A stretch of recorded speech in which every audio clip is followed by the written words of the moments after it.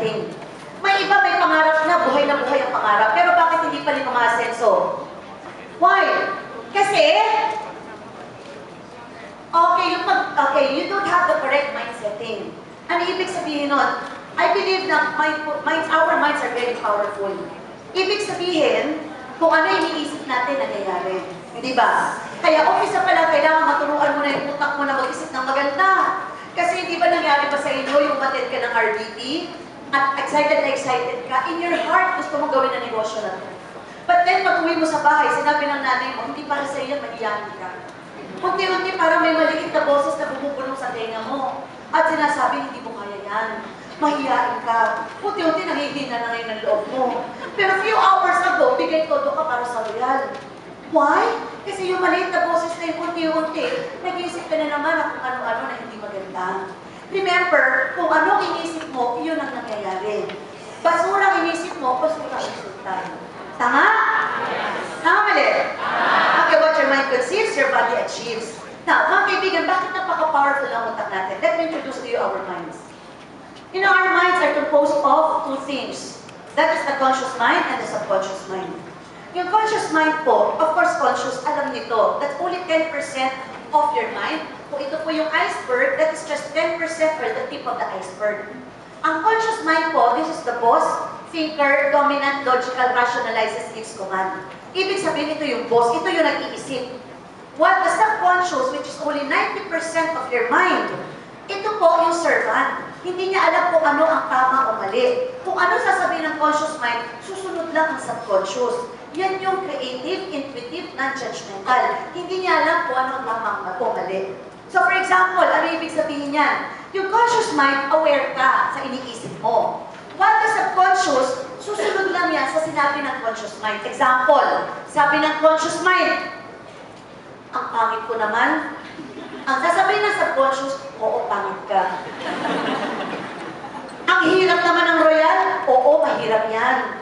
Hindi ko to kaya, oo, hindi mo to kaya. So yung subconscious, hindi niya alam kung ano ang tama o mali, ang maganda o pangit. Sumusunod lang siya kung ano ang sinasabi ng conscious mind. Do you follow? Yes. Now, the conscious mind, pwede mo kontrolin yan. Every time na nag-iisip ka ng pangit, i-kontra mo yan. Why? Kasi kung ano yung isip ng conscious mind mo, susunod ang subconscious. Pag sumunod ang subconscious, yun na nag-a-attract ngayon ng mga pangyayari sa buhay mo. Kaya nangyayari yun. You know, that's the law of attraction. Di ba nangyari sa'yo minsan, isip ka ng isip dun sa tao, sana ko ito makita, wag ko ito makita. Gabi-gabi, iniisip mo yung tao na yun. Magulat ka, paglabas mo, yun ang unang-unang tao nakita mo. Why? Kasi sa sobrang isip mo, yung world nag-conspire para ilapit ka kung sa bagay na lagi mong iniisip. Tama? So, pag iniisip mo palagi, hindi ko ito kaya, mahirap ito, wala mangyayari sa akin, good news, yun talaga mangyayari sa'yo. Kaya pag sinabi mo sa akin, Rocky, parang hindi ko ito kaya dahil yun ang inisip mo at pinaniwalaan, hindi mo talaga ito kaya. Ibig sabihin, mga kaibigan, what you believe is yours. Naintindihan niyo po? Yes. Ikaw ang makakapagsabi kung kaya mo ito hindi. Depende kung paano mo ito iisipin at paniniwalaan. Ibig sabihin, mga kaibigan, ikaw ang kukontrol kung ano na iisip mo. Naintindihan niyo po? Yes. Every time nag-iisip ka na hindi maganda, kontrolin mo, bawiin mo. Conscious mind mo, mapipigil mo yan. Para yung subconscious mo, mag-isip ng maganda. Every time bago ka matulog, ako ginagawa ko ito. Before I sleep, I always think of the good things that will happen the following day. Kasi habang iniisip mo yung mga ganda magyayari sa'yo the next day, while you're sleeping, your subconscious is working. Did it happen to you? First thing in the morning, sinabi mo, bad trip tong araw na to, malas talaga. And you're surprised, you know, words are life. The whole day, lahat ng pangit na nangyari po ng araw na yun. Why? Kasi yun ang lagi mo sinabi, yun ang lagi mo naisip. Nangyari ba sa inyo na ang sipag-sipag mo, ginawa mo na lahat, pinagbutihan mo naman, pero parang wala nangyari? Nangyari din ba yun? Why? Kasi kahit yung katawan mo ay sumusunod, pero ang utak mo napaka-powerful. Iniisip mo, hindi ko ito magagawa, hindi ko ito kaya, pangit ang maging resulta. Yun nga yung nangyayari. Ibig sabihin, mga kaibigan, sa dami na sinabi ko, walang ibang makakatulong sa'yo kung hindi sarili mo. You know, I am just here as a speaker to inspire you. But the motivation has to come from within.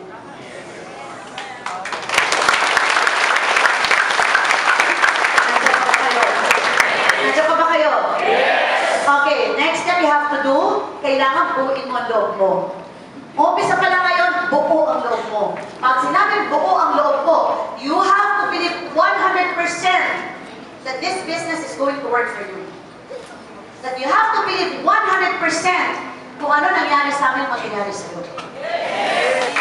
Hindi pwede magduda ka. Kasi yung fears and doubts are both negative emotions. It can draw you back from every opportunity na gagawin mo. Ibig sabihin, pag may takot, pag may duda, may pagkaalinlangan. Pag may pag-aalinlangan, yun yung pumipigil sa'yo para gawin mo na matino yung ginagawa mo. Naintindihan po? Yes! Example, nakakuha ka ng plane ticket going to Europe. Pasakay ka na ng aeroplano, nakalagay sa ticket.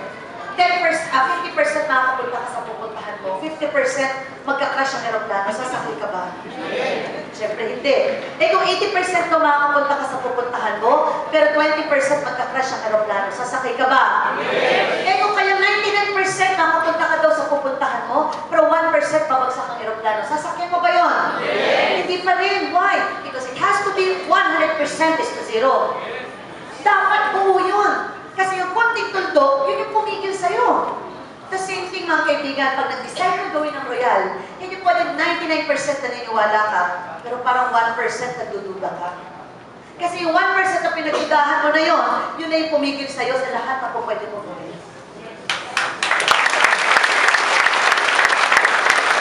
Alam mo ba, kailangan yun? Because, mga kaibigan, ikaw mismo dapat ang 100% na naniniwala sa negosyo ko bago iba. Mahirap magbaliw na ibang tao kung ikaw mismo hindi baliw. Mahirap magkumbinsi na ibang tao kung ikaw mismo nagdududa ka sa ginagawa mo. Paano mo sasabihin sa kumari mo, Mari, sumama ka sa akin, yayaman tayo dun. Pagtalikod mo, kaya mo yayaman dito. Halika, Mari, maganda tong royal. Ano nga ba tong royal na to? Maganda ba talaga ang nakapasok ko? Kasi alam nyo, you cannot fake it. Remember, mga kaibigan, tao ang kausap mo. Ibig sabihin, nararamdaman yan. Ang pampang, kapag kinausap mo yan, nararamdaman niya kung nagsisinungaling ko. Hindi. It's not about selling, it's about inspiring people. When you inspire, hindi nyo kailangan maging magaling. Kailangan ka lang maging tapat sa kung ano nararamdaman mo.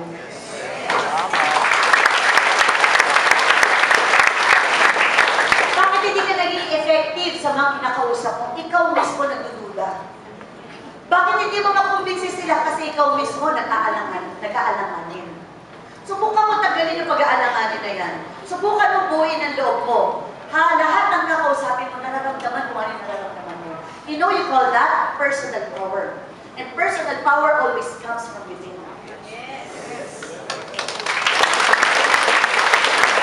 Ano pa ba kayo? Are you learning? So, ibig sabihin mga kaibigan, bago ang lahat, ikaw muna ang buo.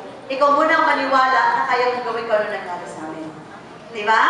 Kaya kailangan, lagi pala, you have to convince yourself at palagi always good words lang. Pag-isip mo sa umaga, diba? Humarap ka sa salamin. Pagtingin mo sa salamin, ibang mukha ang nakita mo, tumakbo ka na. O pagtingin mo, sabihin mo, I am a millionaire. Sabihin nyo nga, I am a millionaire. I am a millionaire. Shout at the top of your voice, I am a millionaire. With conviction, I am a millionaire. Guys, words are life. Dahil sinabi nyo yan, you'll be the next millionaire.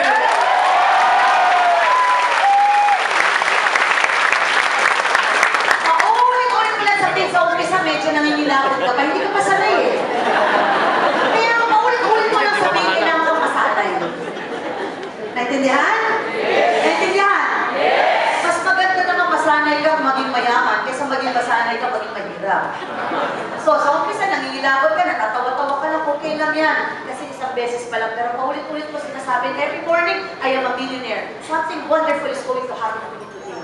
Every day, sinasabi mo ulit-ulit, and you'll be surprised. Unti-unti nilalapit ka na ng Panginoon sa kung ano yung gusto mo mangyari sa buhay mo. Okay? Now next. Okay. Our fear is, well, false expectations appearing real. Alam niyo ba, sometimes sabi nga na 90% of our fear is what we call fear of the unknown.